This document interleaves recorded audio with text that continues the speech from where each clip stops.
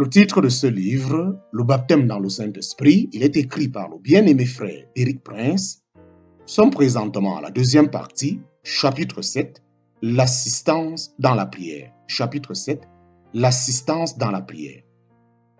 Un autre domaine vital dans lequel le Saint-Esprit nous assiste est celui de la prière. Dans Romains chapitre 8, verset 14, Paul écrit notre besoin de direction du Saint-Esprit pour orienter la vie du chrétien. Car tous ceux qui sont conduits par l'Esprit de Dieu sont fils de Dieu. Pour devenir chrétien, vous devez être né de l'Esprit de Dieu. Pour vivre en tant que chrétien et acquérir la maturité après la nouvelle naissance, vous devez être en permanence conduit par le Saint-Esprit de Dieu. La forme du verbe utilisé par Paul est le présent continu, car tous ceux qui sont, en parenthèse, en permanence conduits par l'Esprit de Dieu sont fils de Dieu. Ce ne sont plus des bébés, mais des fils et des filles mûrs. Plus loin, dans l'épître aux Romains, Paul applique ce principe d'être conduit par le Saint-Esprit plus particulièrement à notre vie de prière. Il souligne la nécessité d'être guidé par le Saint-Esprit pour prier correctement. De même aussi, l'Esprit nous aide dans notre faiblesse, car nous ne savons pas ce qu'il nous convient de demander dans nos prières. Mais l'Esprit lui-même, en parenthèse, le fait que le Saint-Esprit est une personne est souligné. Intercède par des soupirs inexprimables. Et celui qui sonde les cœurs connaît quelle est la pensée de l'Esprit, parce que c'est selon Dieu qu'il intercède en faveur des saints. En parenthèse, Romains chapitre 8, verset 13, verset 26 à 27. Paul parle ici d'une faiblesse que nous avons tous. Il ne s'agit pas d'une faiblesse physique, mais de celle de la pensée et de l'intelligence. Nous ne savons pas pourquoi ni comment prier. Souvent, dans les assemblées, j'ai mis les gens au défi de lever la main s'ils savaient toujours comment et pour quel sujet prier. Pas une fois, quelqu'un n'a osé lever la main. Je pense que nous sommes suffisamment honnêtes pour reconnaître que lorsque nous voulons prier, nous ne savons souvent pas pourquoi intercéder.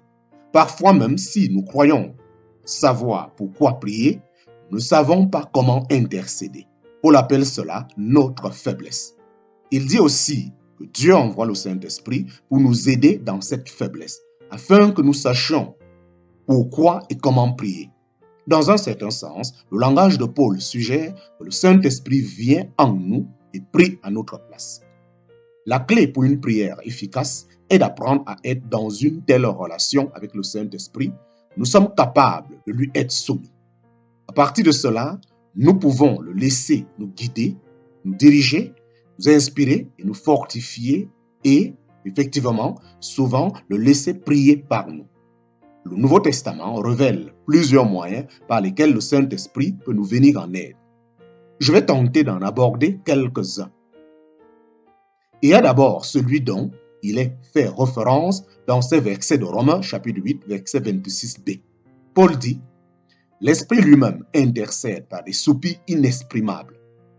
Je l'appellerai l'intercession qui est l'un des points les plus importants de la vie chrétienne. » Puis il parle de soupirs inexprimables. Notre esprit limité et étroit n'a pas les mots pour prier comme il se doit. L'un des moyens qu'emploie le Saint-Esprit pour nous assister est de prier par nous, par des soupirs qui ne peuvent être exprimés par des mots. Cette expérience est réellement sacrée. C'est un travail d'enfantement spirituel qui nous amène à la naissance spirituelle, Ésaïe chapitre 66, verset 8b s'y réfère ainsi. À peine en travail, Sion a enfanté ses fils. Aucune naissance spirituelle ne peut avoir lieu dans l'Église sans les douleurs spirituelles de l'enfantement dans la prière. C'est lorsque Sion est en travail qu'elle donne naissance à ses fils.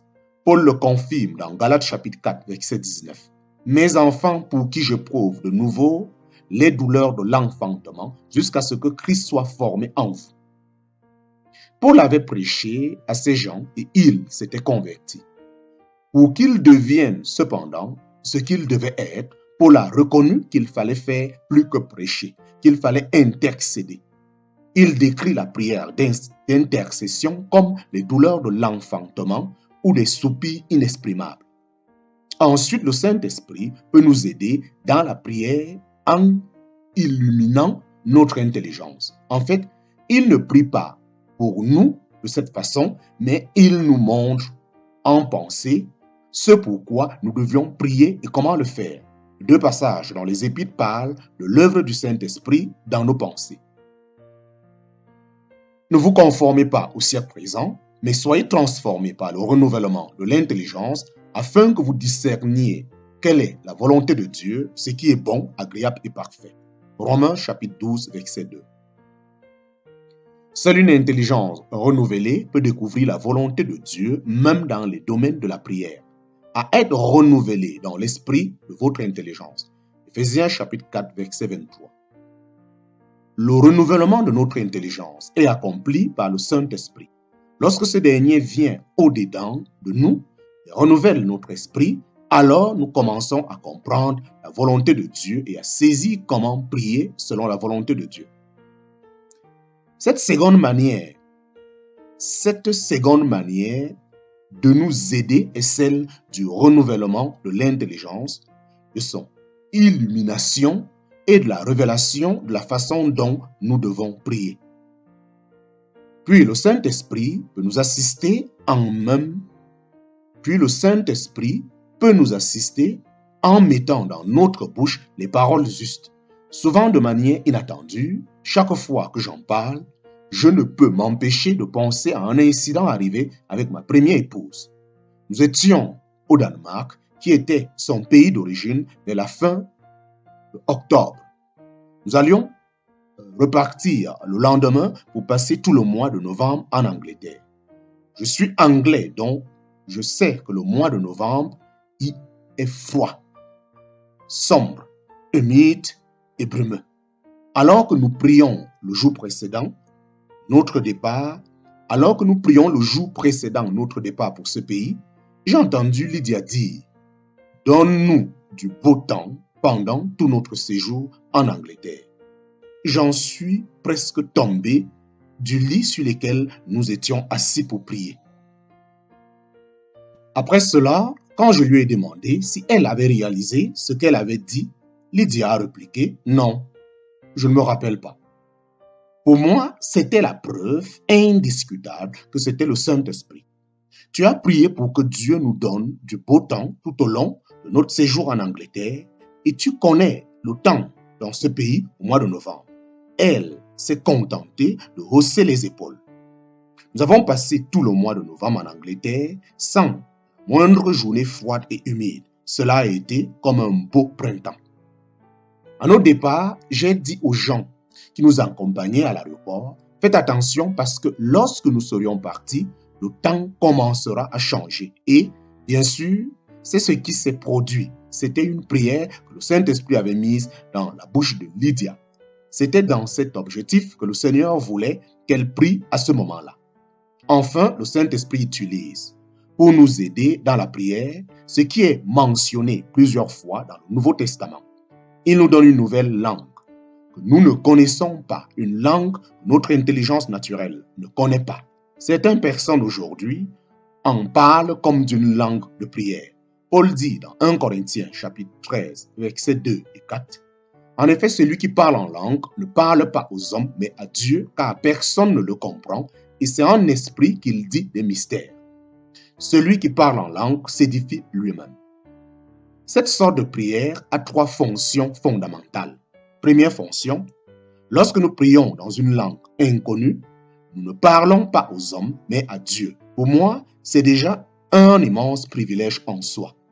Deuxième fonction, nous parlons de choses que notre intelligence ne comprend pas. Nous parlons de choses mystérieuses qui nous font partager les secrets de Dieu. Troisième fonction, lorsque nous le faisons, nous nous édifions nous-mêmes ou nous nous structurons nous-mêmes. Troisième fonction, lorsque nous le faisons, nous nous édifions nous-mêmes ou nous nous structurons nous-mêmes. Plus loin, dans 1 Corinthiens chapitre 14, verset 14, Paul dit « Car si je prie en langue, mon esprit en prière, mais mon intelligence demeure stérile. Voilà une situation dans laquelle le Saint-Esprit n'illumine pas notre intelligence, mais nous donne simplement une nouvelle langue et prie par nous dans cette langue. Nous ne devons pas favoriser une forme de prière à l'exclusion de tout autre. Paul dit très clairement, je prierai par l'esprit, mais je prierai aussi avec l'intelligence.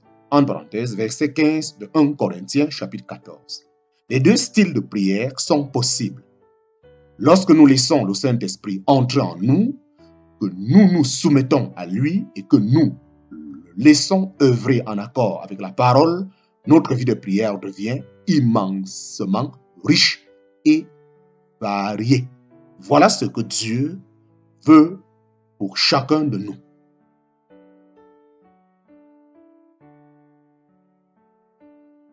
Cette sorte de prière a trois fonctions fondamentales. 1. Première fonction, lorsque nous prions dans une langue inconnue, nous ne parlons pas aux hommes, mais à Dieu. Pour moi, c'est déjà un immense privilège en soi. Deuxième fonction, nous parlons de choses que notre intelligence ne comprend pas. Nous parlons de choses mystérieuses qui nous font partager les secrets de Dieu. Troisième fonction, lorsque nous le faisons, nous nous édifions nous-mêmes ou nous nous structurons nous-mêmes. Plus loin, dans 1 Corinthiens chapitre 14, verset 14, Paul dit « Car si je prie en langue, mon esprit est en prière, mais mon intelligence demeure stérile. » Voilà une situation dans laquelle le Saint-Esprit n'illumine pas notre intelligence, mais nous donne simplement une nouvelle langue et prie par nous dans cette langue. Nous ne devons pas favoriser une forme de prière à l'exclusion de tout autre. Paul dit très clairement, « Je prierai par l'esprit, mais je prierai aussi avec l'intelligence. » En parenthèse, verset 15 de 1 Corinthiens chapitre 14. Les deux styles de prière sont possibles.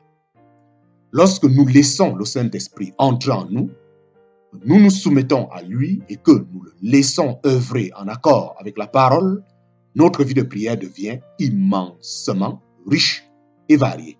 Voilà ce que Dieu veut pour chacun de nous. Fin du chapitre 7.